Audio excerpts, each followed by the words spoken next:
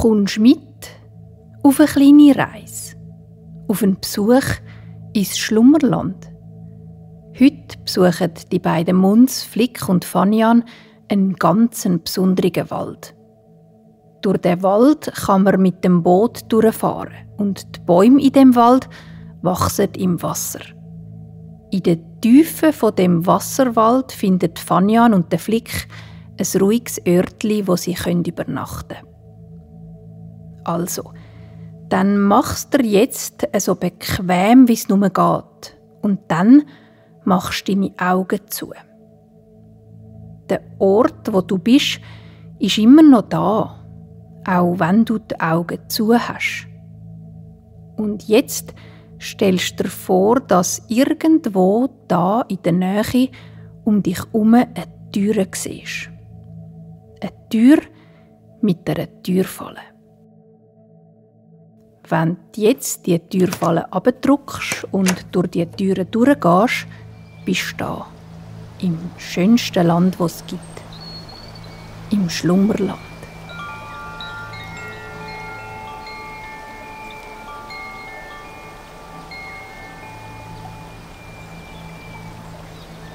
Das Schlummerland ist ein Land, das lebt. Überall, auch im hintersten Eckli vom Land, findet man Leben. Und zwar in den verschiedensten Formen. Im Schlummerland leben zum Beispiel ganz ein Haufen Pflanzen. Jedes Ästli, das im Schlummerland von Sonne beschonen wird, jedes Blättli, das wächst und ein ganz eigenes Muster hat, ist lebendig und in Bewegung. Im Schlummerland wohnen auch ganz verschiedene Lebewesen. Es gibt da Tiere, die kriechen, kräsmen oder schlängeln, hüpfen und schleichen. Es gibt solche, die 4, 6, 8 oder auch noch viel mehr Beine haben. Und es gibt Wesen, die 2 Beine haben. Zum Beispiel die Munz. Das sind haarige, freundliche Gestalten, die zaubern können und an fast allen Orten im Schlummerland anzutreffen sind. Einer von diesen Munz, der Flick, ist heute aufgeregt. Ganz freudig ist er, weil er heute etwas sehr Besonderes vorhat. Er hat nämlich abgemacht mit seiner Munzfreundin, der Fanian. Er nimmt sie heute mit auf ein Ausfährtli in seinem Boot. Normalerweise liegt das Boot am Ufer vom See von seinem Haus. Aber heute hat er es an einen anderen Ort gezaubert. An einen magischen Ort. Ans Ufer von einem breiten Fluss, der durch einen Wurzelwald geht. Zaubern, das können fast alle Munz im Schlummerland. Sie machen das, indem sie ihre Hand auf den Bauch legen und 3-mal mit dem Finger auf ihren Bauchnabel klöpfeln. Und dabei ganz tief schnaufen und an das denken, was sie in dem Moment möchten zaubern. Der Fluss, wo der Flick sein Bötli herzaubert hat, ist einer von vielen Flüssen im Schlummerland. Allerdings ein besonders grosser und breiter. Das Wasser in dem Fluss fließt langsam und gleichmäßig. Es zieht sich durch weite Teile vom Schlummerland und fließt dann ins Meer. Bevor der Fluss das macht, fließt er aber eben durch den besonderen Wald. Der Wald ist so speziell, weil die Bäume, die hier wachsen, ihre Wurzeln nicht unter dem Boden haben, sondern im Wasser. Die Wurzeln kann man bis über die Wasseroberfläche sehen und man kann sie auch anlangen. Zwischen den einzelnen Bäumen gibt es kleine Kanäle, wo man mit dem Bötli durchfahren kann. Es ist eine Fahrt durch grosse, nasse Wurzeln. Und das Schöne ist, dass man sich einfach von der Strömung durch die kleinen Gässchen mittragen lassen kann. Genau das machen der Flick und Fanian heute. Im Flick, seinem kleinen Holzbötli, hat es 2 Ruder und innen drin ist es mit ganz viel Küsse und Decken ausgelegt. So, dass die beiden jederzeit einschlafen können, wenn sie müde sind. Beim Flick ist es nämlich so, dass ihn Bötlifahren sehr, sehr müde macht, weil es so gemütlich ist, wenn es so hin und her schaukelt.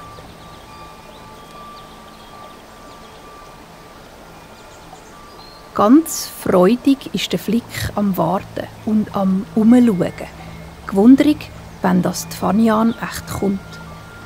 Und dann sieht er sie von weitem auf sich zulaufen. Die Fanian hat heute silbrige Haare, die fein mit Glitzer bestäubt sind.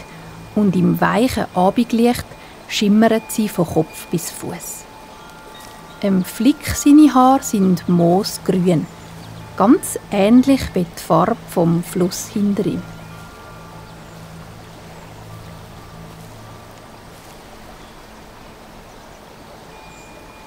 «Hoi, Fanian», sagt der Flick, wo er seine Freundin sieht, das Wägli zum Fluss durchkommen. «Hoi, Flick», sagt sie, und die beiden umarmen sich. Der Flick sieht, dass die Fanian etwas mitgebracht hat und schaut neugierig auf den grossen, stoffigen Beutel, den sie in der Hand hat. «Ich habe noch ein bisschen Tee mitgebracht. Tee, den mir die Appa geschenkt hat, unsere Mundsfreundin. Sie hat ihn selber gepflückt auf einem Spaziergang durch den Wald. Er schmeckt nach Zimt und nach weißen Blumen.» Der Flick schaut in der Fanian ihren Beutel und sieht dort einen Krug aus Ton, gefüllt mit dampfendem Tee und 2 grosse Tassen. Obwohl der Krug keinen Deckel hat, leert der Tee nicht aus. Das geht, weil die Fanian ihn so gezaubert hat. Ich habe den Tee so gemacht, dass er nicht ausleert und dass er schön warm bleibt.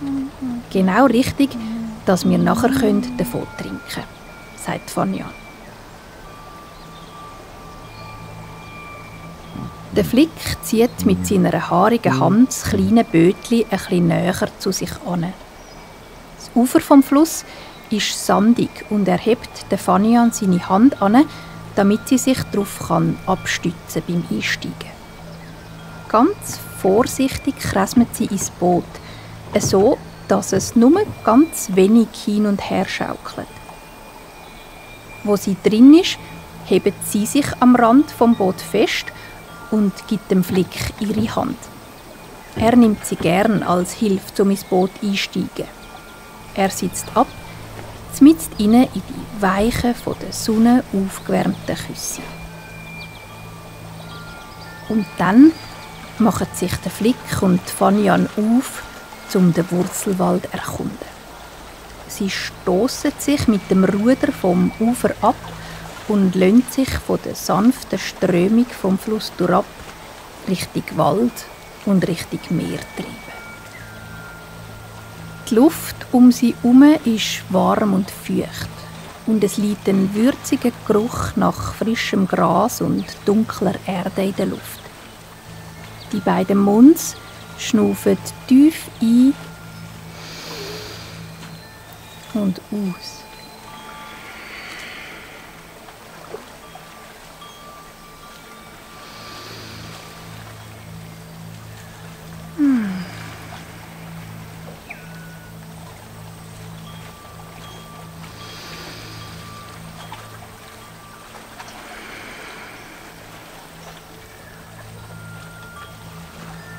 Die Ruder, die am Boot angemacht sind, brauchen die beiden nicht mehr. Der Fluss nimmt sie ganz von selber mit auf seinem Weg Richtung Meer.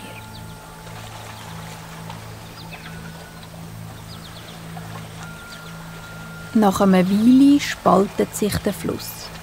Er teilt sich auf in ganz verschiedene kleine Flüssli, die unterteilt werden von den ersten Bäumen vom Wurzelwald.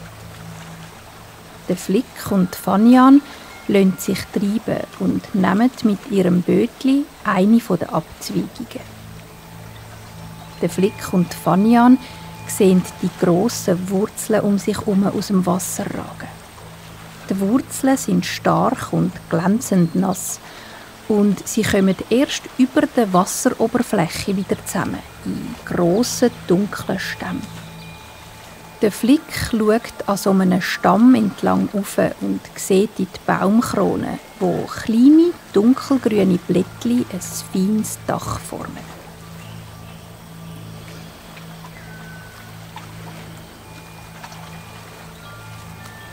Das Wasserwägli, wo Flick und Fanian ihr Bötli eingeschlagen hat, wird immer schmäler und das Wurzelwerk um sie herum wird dichter und dichter. Bald ist das Wägli so eng, dass ihr Bötli nur noch ganz langsam vorwärts treibt und ab und zu ganz fein an einer Wurzel vorbeistreift. Der Flick liegt zwischen den Decken und schaut auf ins Blätterdach. Die Fanian hat ihre Hand zum Boot ausgestreckt und berührt ab und zu ganz sanft eine der glatten, nassen Wurzeln. Das Licht um die beiden Munds wird langsam weniger. Die Sonne am Himmel ist vergangen und zurück bleibt ein fein rosaroter Schleier aus Abendrot, der sich ab und zu durchs Blätterdach im Wasser spiegelt. Die Fanian liegt in der Küsse und spitzt die Ohren. Da in dem Wasserwald hört sie die Vögel und Tiere und Pflanzen ganz anders als in den Wäldern, die sie sonst kennt. Durchs Wasser wird alles ein bisschen verstärkt und begleitet von dem beruhigenden Geräusch vom klaren Fluss um sie herum, haben die Geräusche ganz eine eigene Magie.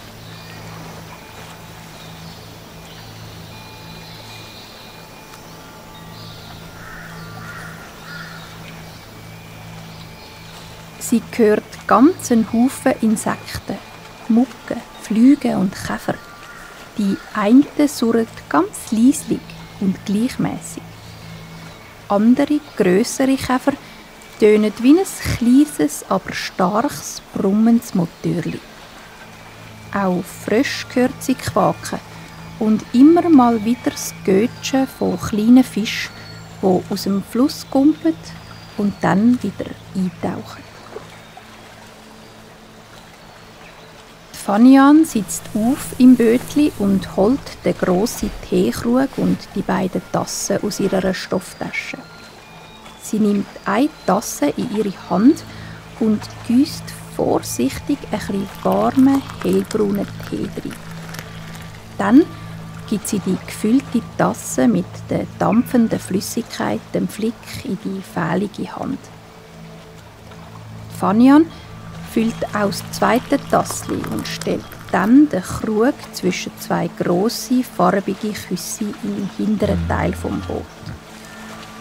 Beide trinken vom frischen Tee und spüren, wie sich die Wärme von ihrem Hals durchab in ihren Bauch ausbreitet.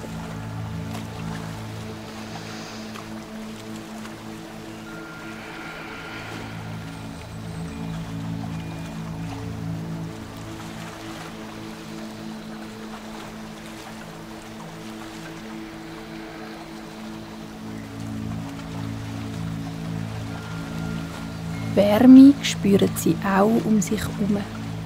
Sie geht aus von diesen uralten Bäumen, die da um sie herum stehen. Bäume, die gelernt haben, im Wasser wachsen.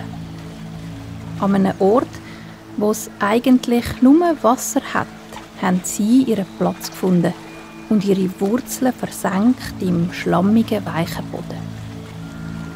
So durch ihr Dasein ist der Wald zu einem Zuhause geworden für all die Tiere da, für die Vögel, die Frösche und die Wasserschlangen.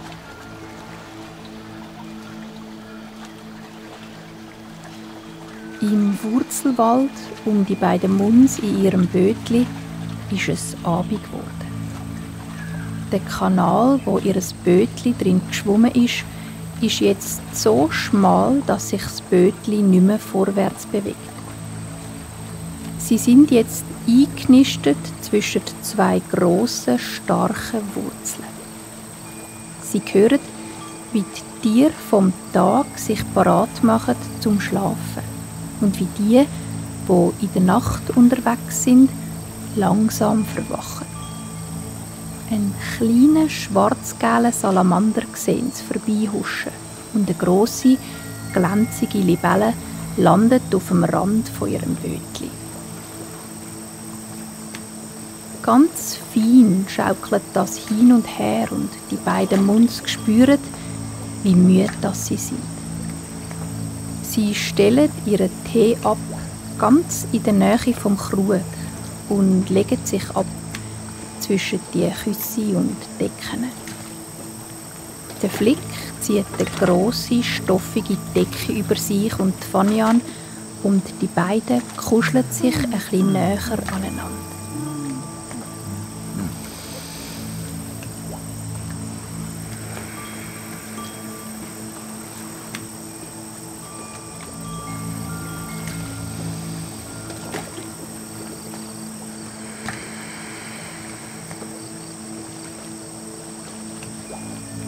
In ihrem Bauch ist es warm vom Tee und ihr Bötli wird durch den Fluss ganz fein hin und her geschaukelt. Kurz bevor der Flick seine Augen zumacht und einschläft, schaut er nochmal um sich. Die Fanian und er sind umgeben von diesen Wurzeln, geborgen in dem starken Netz aus Bäumen. Unter der Decke bewegt er ganz fein seine Zehen. Das sind seine Wurzeln, das, was ihn mit dem Boden verbindet und ihn durchs Leben trägt. Im Gegensatz zu diesen Bäumen kann er sich bewegen und auf Reisen gehen und trotzdem bleibt er immer verbunden. Verbunden mit dem, was ihn ausmacht. Mit seinem Zuhause im Schlummerland und mit seiner Freundin, der Fanian. Er ist aber auch verbunden mit allen anderen Munds, die es gibt, und mit allen Tieren und Pflanzen. Er denkt an das Wurzelnetz, das sich durchs ganze Schlummerland zieht, durch jedes Tal, auch dort, wo man die Wurzeln nicht sieht.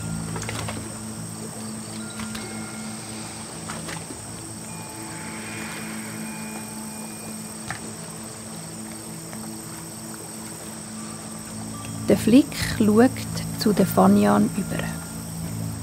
Seine Freundin ist eingeschlafen. Auf ihrem Gesicht ein friedliches und scheuches Lächeln. Er weiss, dass auch sie diese Verbindung spürt und streichelt ganz fein ihren Kopf.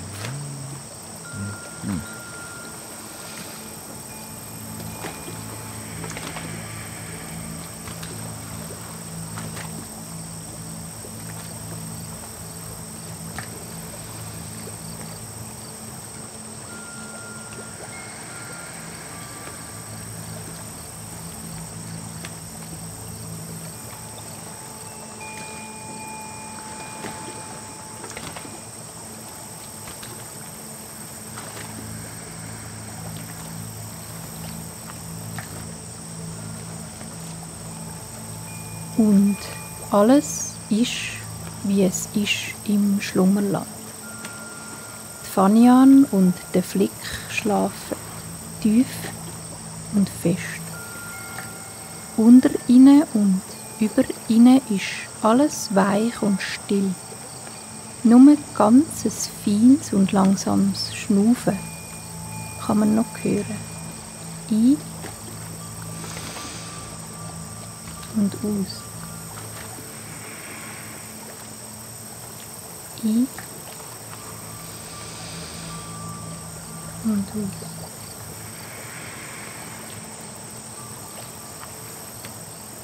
Ein